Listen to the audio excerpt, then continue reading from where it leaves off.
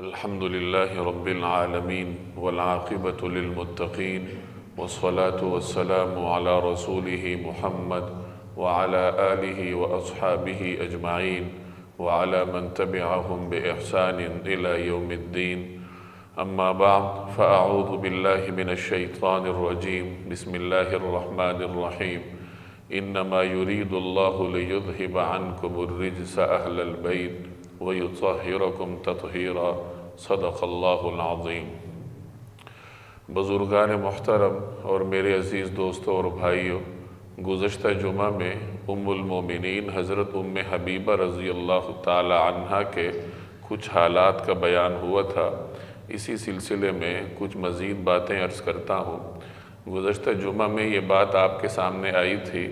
کہ حضرت ام حبیبہ رضی اللہ تعالی عنہا کا نکاح نبی کریم صلی اللہ علیہ وسلم کے ساتھ ملک حبشہ میں حبشہ کے بادشاہ نجاشی کی نگرانی میں ہوا تھا. نکاح کے بعد نجاشی نے حضرت ام حبیبہ رضی اللہ تعالی عنہ کو حضرت شرحبیل بن حسن رضی اللہ تعالی عنہ کے ساتھ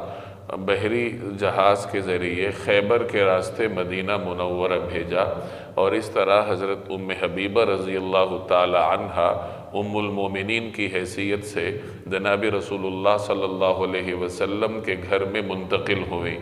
دیگر تمام ازواج مطہرات کی طرح حضرت ام حبیبہ کو بھی اللہ تبارک و تعالی نے مختلف نمایاں اوصاف سے نوازا تھا. چنانچہ آپ کی ایک نمایاں صفت یہ تھی کہ آپ کو رسول اللہ صلی اللہ علیہ وسلم کے ساتھ حد درجے کی محبت اور عقیدت تھی. چنانچہ ان کے حالات میں ایک واقعہ ذکر کیا جاتا ہے کہ ایک مرتبہ ان کے والد ابو سفیان ان سے ملنے کے لیے آئے. یہ بات پہلے آپ کے سامنے آ چکی ہے کہ حضرت ام حبیبہ ابو سفیان کی صاحبزادی تھی، اور ابو سفیان مکہ کے سردار تھے، بنو امیہ کے رئیس تھے. فتح مکہ کے موقع پہ اللہ تبارک و تعالی نے انہیں اسلام لانے کی توفیق عطا فرمائی تھی، اور اس سے پچھلا زمانہ انہوں نے مسلمانوں کے ساتھ شدید دشمنی میں گزارا. تو ابھی جب یہ اسلام نہیں لائے تھے تو اس وقت کسی موقع پر یہ مدینہ منورہ آئے اور اپنی بیٹی حضرت ام حبیبہ رضی اللہ تعالی عنہا کے حجرے میں چلے گئے. حضرت ام حبیبہ نے جب اپنے والد کو آتا ہوا دیکھا تو ایک سادہ سا بستر بچھا ہوا تھا، وہ انہوں نے فوری طور پر لپیٹ دیا. اب والد ابو سفیان حیران ہوئے کہ انہوں نے یہ بستر کیوں لپیٹا ہے. عام طور پر مہمان کی آمد پر تو بستر بچھایا جاتا ہے، اور اگر مہمان والد ہو اس کا اکرام اور زیادہ کیا جاتا ہے، اور یہاں صورتحال یہ ہے کہ میری آمد پر بستر لپیٹ دیا گیا. تو ابو سفیان نے پوچھا کہ اے بیٹی، یہ بستر آپ نے کیوں لپیٹا؟ کیا یہ بستر میرے لائق نہیں تھا یا میں اس کے لائق نہیں تھا؟ اٹھانے کی وجہ کیا ہے؟ لپیٹا کیوں ہے؟ تو حضرت ام حبیبہ نے فرمایا کہ اے ابا جان، یہ بستر جناب رسول اللہ صلی اللہ علیہ وسلم کا ہے، اور آپ اس وقت حالت شرک میں ہیں، تو میں یہ گوارہ نہیں کر سکتی کہ آپ جناب رسول اللہ صلی اللہ علیہ وسلم کے بستر پر بیٹھیں. اس سے آپ اندازہ لگائیں کہ حضرت ام حبیبہ رضی اللہ تعالی عنہا کے دل میں اللہ نے رسول اللہ صلی اللہ علیہ وسلم کی کتنی عقیدت رکھی تھی کہ انہوں نے یہ گوارہ نہیں کیا کہ میرے والد جناب رسول اللہ صلی اللہ علیہ وسلم کے بستر پر بیٹھیں. ان کی ایک نمایاں صفت یہ تھی کہ یہ شریعت کی انتہائی درجے تک پیروی کرتی تھیں. ان کا ایک واقعہ منقول ہے کہ جب ان کے والد ابو سفیان رضی اللہ تعالی عنہ کا انتقال ہوا تو ان کے انتقال کے 3 دن بعد انہوں نے خوشبو منگوائی اور خادمہ کو کہا کہ یہ خوشبو مجھے لگاؤ، اور خود بھی لے کے اپنے رخسار پر لگائی. اور پھر جو قریب لوگ تھے ان سے فرمایا کہ مجھے اس وقت خوشبو لگانے کی ضرورت نہیں ہے، لیکن یہ میں نے اس لیے لگائی تاکہ والد کے انتقال پر سوگ کا اختتام ہو سکے، کیونکہ میں نے رسول اللہ صلی اللہ علیہ وسلم سے یہ سنا ہے کہ کسی عورت کے لیے یہ جائز نہیں ہے کہ وہ کسی کے انتقال پر 3 دن سے زائد سوگ منائے، سوائے اس عورت کے لیے کہ جس کا خاوند فوت ہو چکا ہو، تو وہ اپنے جو عدت کا زمانہ ہے وہ گزارے گی، تو چونکہ میرے والد کا انتقال ہوا ہے اور 3 دن سوگ کے گزر گئے، تو سوگ کے اختتام کے اعلان کے لیے میں یہ خوشبو لگا رہی ہوں۔ تو اس سے اندازہ لگایا جا سکتا ہے کہ ازواج مطہرات کو اللہ تبارک و تعالی نے شریعت پر عمل کرنے کا کیسا ذوق اور ملکہ عطا فرمایا تھا۔ حضرت ام حبیبہ نے نبی کریم صلی اللہ علیہ وسلم سے سن رکھا تھا کہ جو کوئی شخص دن بھر میں فرائض کے علاوہ 12 رکعات پڑھتا ہے تو اللہ تبارک و تعالی اس کے لیے جنت میں گھر تعمیر کرتا ہے۔ چنانچہ وہ عمر بھر اس پر عمل پیرا رہیں کہ دن بھر میں فرائض کے علاوہ 12 رکعات نماز ادا کرنے کا اہتمام فرماتی تھی۔ علماء فرماتے ہیں کہ اس روایت کا اطلاق سنتوں پر ہوتا ہے۔ ہم جو فرائض سے پہلے اور بعد میں سنتیں پڑھتے ہیں، سنن مؤکدہ، اگر آپ ان کو شمار کریں تو وہ 12 بنتی ہیں۔ 2 رکعت فجر کی، 6 رکعت ظہر کی، اور 2 رکعت مغرب کی اور 2 عشاء کی، تو ان سب کو ملا لیا جائے تو یہ 12 رکعات بنتی ہیں۔ اور حدیث میں خوشخبری سنائی گئی کہ جو کوئی شخص ان رکعات کو ادا کرنے کا اہتمام کرتا ہے، اللہ جل جلالہ اس کے لیے جنت میں گھر تعمیر فرمائے گا۔ حضرت ام حبیبہ نے جب سے یہ روایت رسول اللہ صلی اللہ علیہ وسلم سے سنی تھی تو اس کے بعد وہ عمر بھر اس طریقہ کار پر عمل پیرا رہیں کہ وہ دن بھر میں فرائض کے علاوہ یہ 12 رکعات ضرور ادا فرماتی تھی۔ 44 ہجری میں ان کا انتقال ہوا۔ وہ زمانہ حضرت امیر معاویہ رضی اللہ تعالی عنہ کے خلافت کا تھا، چنانچہ جنت البقیع میں ان کی تدفین عمل میں آئی۔ جناب رسول اللہ صلی اللہ علیہ وسلم نے 11واں نکاح حضرت میمونہ رضی اللہ تعالی عنہ کے ساتھ فرمایا۔ حضرت میمونہ کا نام شروع میں برہ تھا اور ان کا تعلق قریش کے مشہور قبیلے بنو ہلال سے تھا، اور ان کو یہ اعزاز حاصل ہے کہ ان کی ایک بہن پہلے نبی کریم صلی اللہ علیہ وسلم کے عقد میں رہ چکی تھی۔ حضرت زینب بنت خزیمہ رضی اللہ تعالی عنہا ام المومنین ہیں، جن کے حالات پیچھے کسی جمعے میں آپ سن چکے ہیں۔ حضرت میمونہ رضی اللہ تعالی عنہا ان کی بہن ہیں۔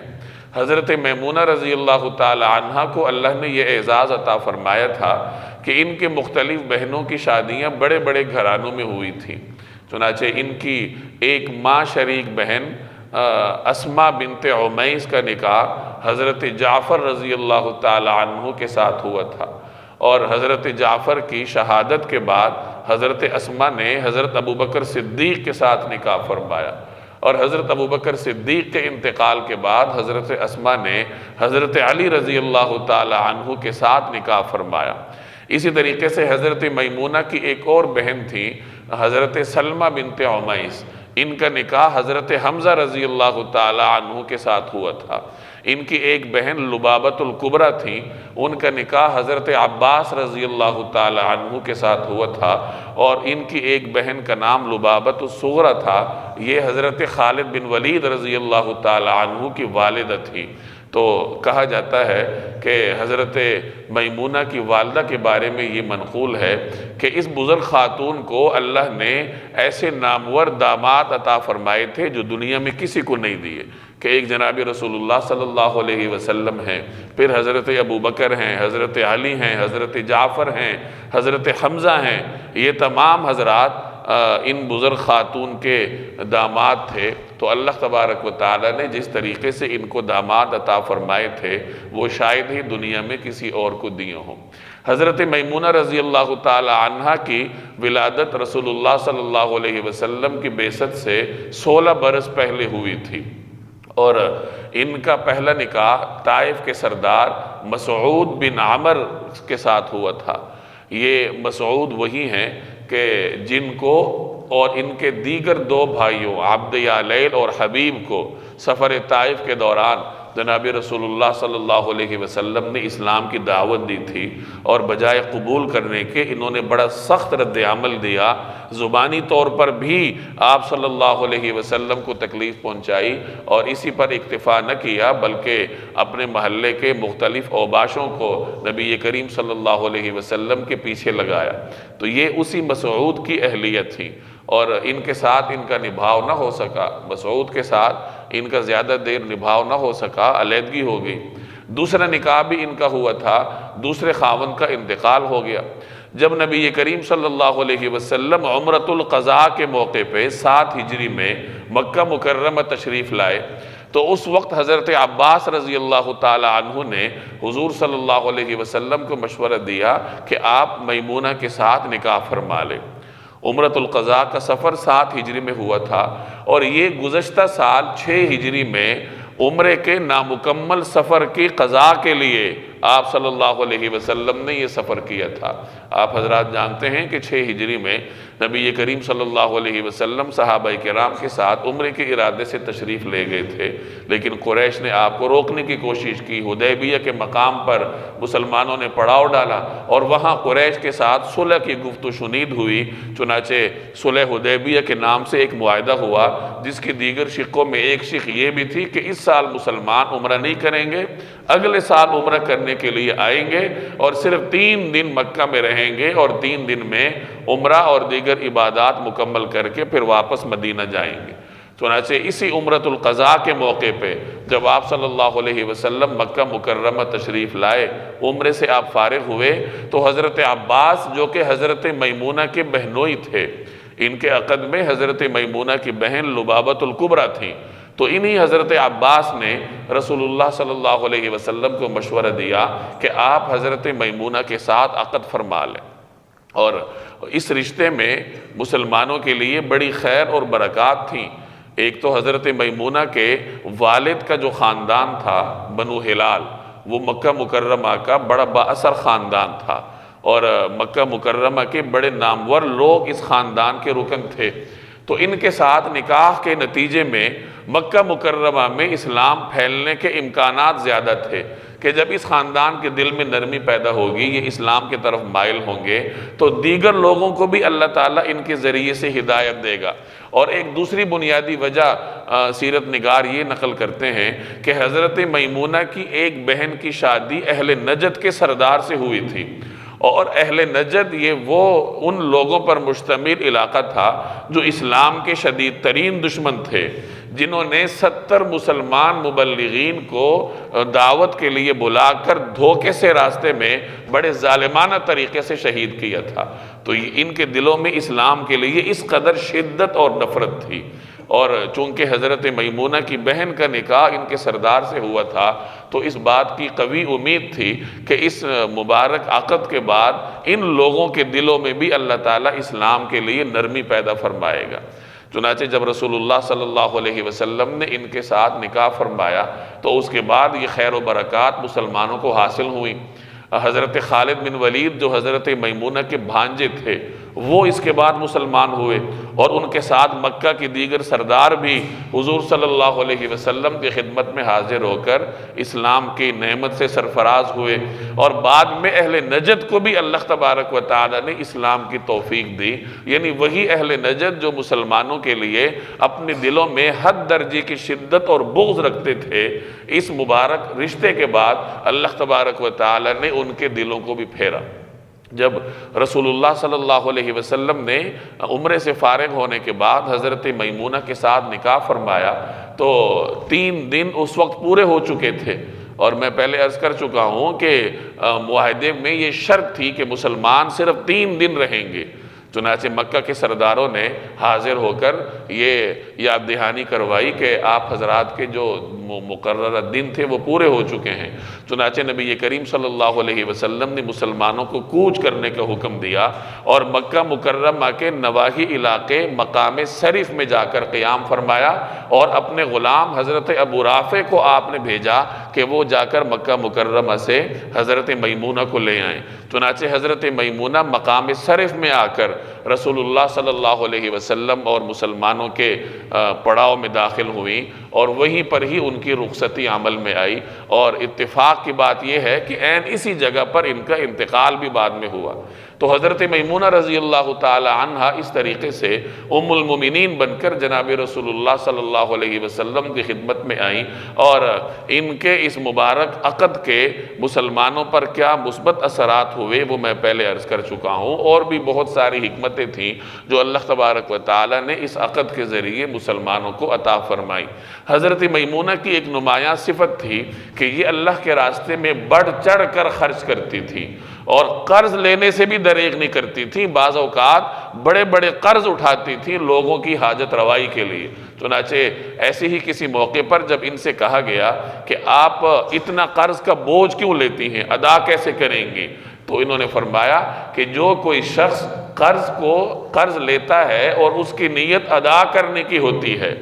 بددیانتی کی نیت نہیں ہوتی، بلکہ نیت یہی ہوتی ہے کہ میں ادا کروں گا، تو اللہ تبارک و تعالیٰ اس کے لیے راستہ پیدا فرما دیتے ہیں۔ بعد میں اس کے قرض کو ادا کرنے کے لیے اللہ تعالیٰ غیب سے انتظامات فرماتے ہیں۔ یہ ان کے توکل کا عالم تھا کہ دوسروں کی خبرگیری کے لیے، دوسروں کی حاجت روائی کے لیے اپنے پاس جو کچھ ہے وہ تو خرچ کر رہی ہیں، اور لوگوں کی حاجت روائی کے لیے قرض لینے سے بھی دریغ نہیں کرتی۔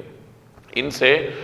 پاکی کے بارے میں مختلف روایات منقول ہیں کہ خواتین کی اور عام مسلمانوں کی طہارت کے بارے میں نبی کریم صلی اللہ علیہ وسلم نے جو باتیں ارشاد فرمائی، حضرت میمونہ رضی اللہ تعالی عنہ کے ذریعے سے اللہ تبارک و تعالی نے ان کو امت تک پہنچایا، اور ان کا انتقال 51 ہجری میں ہوا تھا، اور جنت البقیع میں ان کی تدفین عمل میں آئی۔ یہ جناب رسول اللہ صلی اللہ علیہ وسلم کی 11 ازواج مطہرات کا تذکرہ تھا جو کہ گزشتہ چند ماہ سے آپ سن رہے تھے، اور اسی سلسلے میں ایک آخری مقدس خاتون کا ذکر کرتے ہیں، حضرت ماریہ قبطیہ رضی اللہ تعالی عنہ، جو کہ نبی کریم صلی اللہ علیہ وسلم کے سب سے چھوٹے صاحبزادے حضرت سیدنا ابراہیم کی والدہ ماجدہ تھیں۔ ان کا تعلق مصر سے تھا۔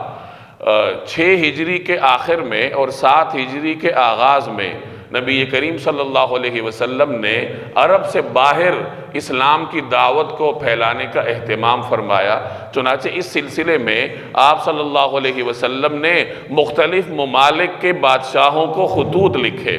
اور خط لے جانے کے لیے ایسے صحابی کا انتخاب کیا جاتا تھا جو کہ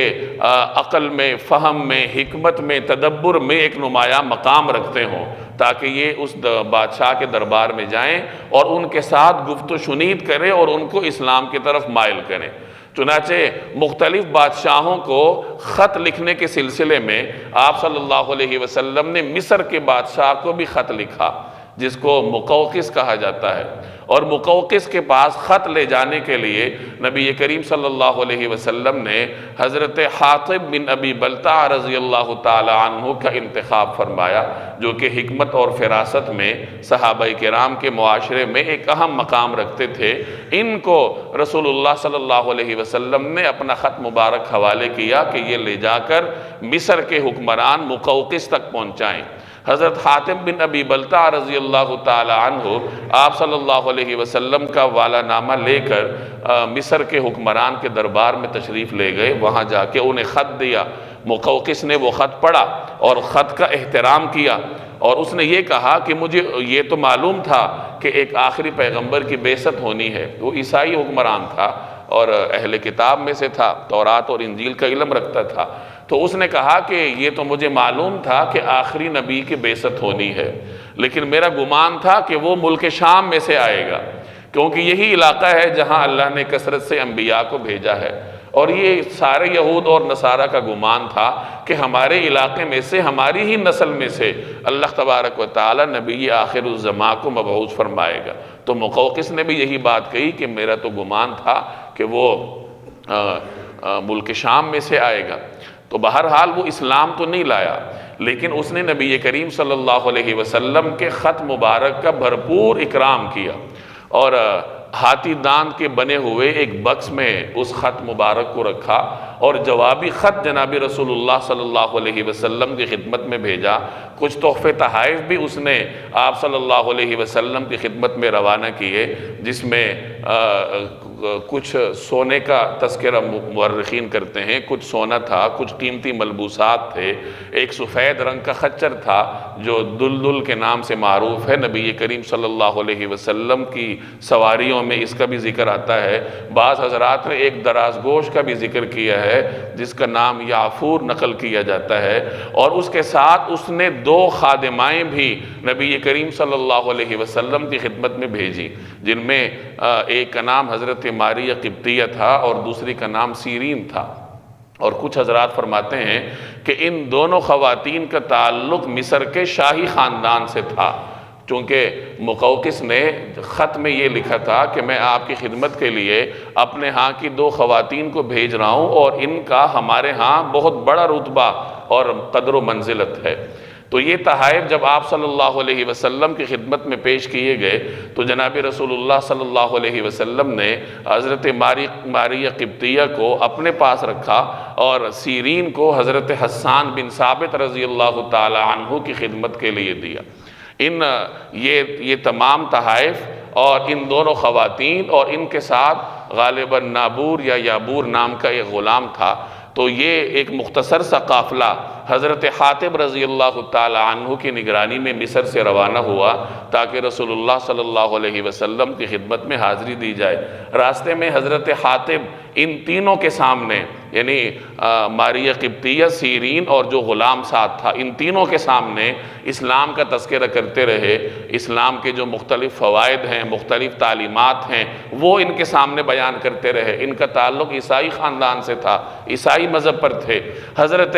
حاتب کی دعوت سے متاثر ہو کر یہ دونوں بہنیں مسلمان ہو گئیں، اور جو غلام تھا اس نے اپنے دین عیسائیت پر رہنا ہی پسند کیا۔ البتہ اس کے بارے میں آتا ہے کہ بعد میں مدینہ منورہ میں جا کر اس نے بھی اسلام قبول کر لیا تھا۔ تو یہ دونوں بہنیں مسلمان ہو کر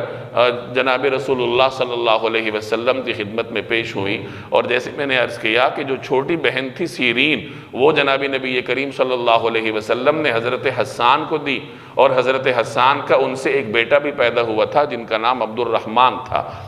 اور ماریہ قبطیہ رضی اللہ تعالی عنہ کو نبی کریم صلی اللہ علیہ وسلم نے اپنے پاس رکھا۔ اب اس میں محققین کا اختلاف ہے کہ حضرت ماریہ قبطیہ نبی کریم صلی اللہ علیہ وسلم کے ساتھ باقاعدہ ام المومنین کی حیثیت سی تھیں یا ملک یمین میں ہونے کی حیثیت سی تھیں، تو دونوں ہی آراء ہیں۔ بعض حضرات فرماتے ہیں کہ ان کے ساتھ باقاعدہ نکاح ہوا تھا، اس لیے یہ ام المومنین ہیں، امہات المومنین کی فہرست میں ان کا شمار ہے۔ اور بعض حضرات فرماتے ہیں کہ یہ ملک یمین میں ہونے کی حیثیت سے جناب نبی کریم صلی اللہ علیہ وسلم کی خدمت میں تھی۔ ملک یمین کا مطلب ہے، یمین دائیں ہاتھ کو کہا جاتا ہے عربی زبان میں، اور ملک یمین ایک اصطلاح ہے، اس کا مطلب ہے دائیں ہاتھ کی ملکیت۔ اس زمانے میں جو غلام اور باندیاں تھیں ان کے لیے ملک یمین کا لفظ استعمال ہوتا تھا۔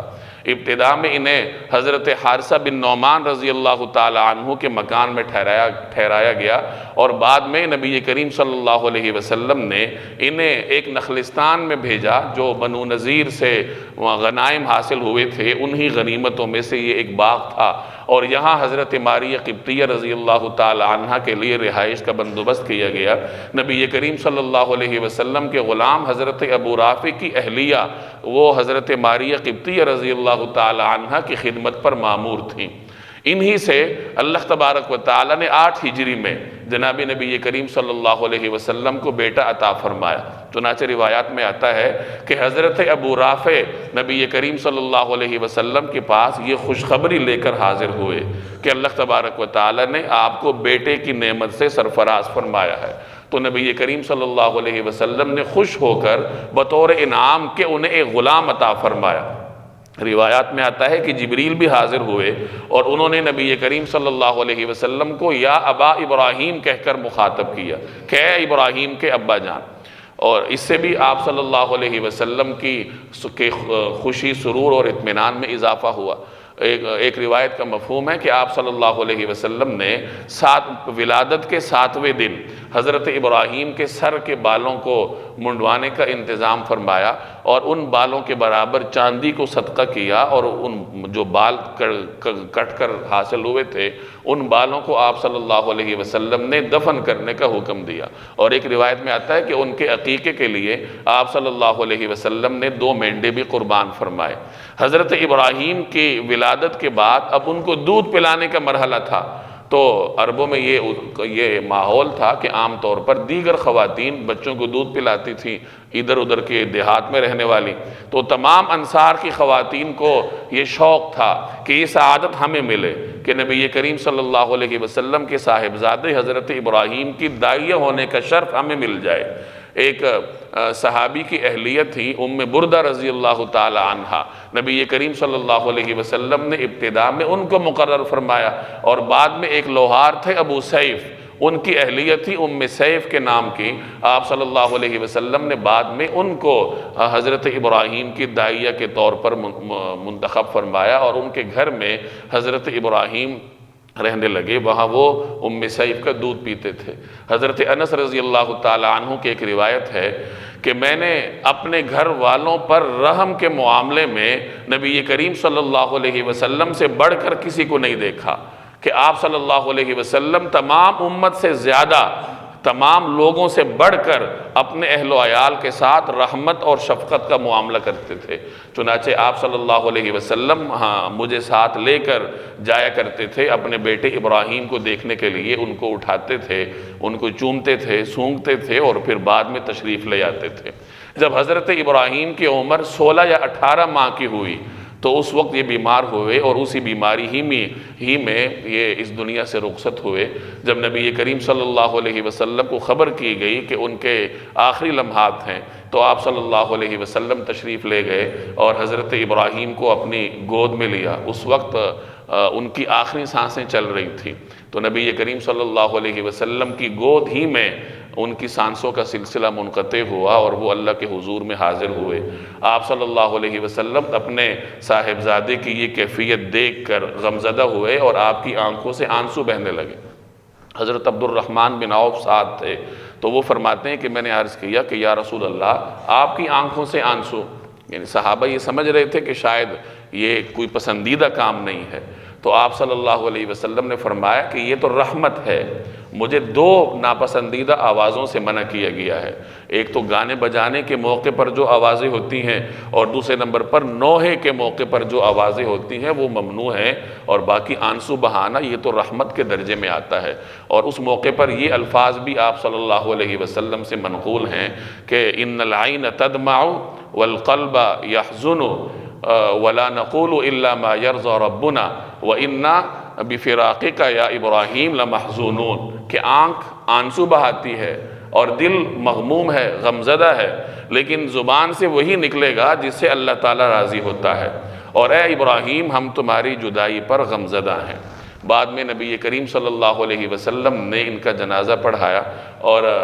جنت البقیع میں حضرت عثمان بن مظعون رضی اللہ تعالی عنہ کی قبر کے ساتھ ان کی تدفین عمل میں آئی۔ ان کی قبر مبارک بننے کے بعد آپ صلی اللہ علیہ وسلم نے بنفس نفیس ان کی قبر پر چھڑکاؤ فرمایا، اور بعض روایات میں آتا ہے کہ آپ نے ارشاد فرمایا کہ جنت میں ابراہیم کے لیے 2 دائیاں مقرر کی گئی ہیں جو کہ اس کو دودھ پلائیں گی، چونکہ وہ دودھ پینے کے زمانے میں ہی اس دنیا سے رخصت ہوئے تھے۔ تو یہ رسول اللہ صلی اللہ علیہ وسلم کے اہل بیت کا مختصر تذکرہ تھا۔ غالباً محرم سے ہم نے یہ سلسلہ شروع کیا تھا، اور حضرت ابراہیم پر آ کر نبی کریم صلی اللہ علیہ وسلم کی ازواج مطہرات، آپ کے صاحبزادگان اور آپ کی صاحبزادیوں کا یہ سلسلہ مکمل ہوتا ہے۔ اللہ تبارک و تعالی ان مقدس شخصیات کے نقش قدم پر ہمیں چلنے کی توفیق عطا فرمائے۔ وما علینا الا البلاغ المبین۔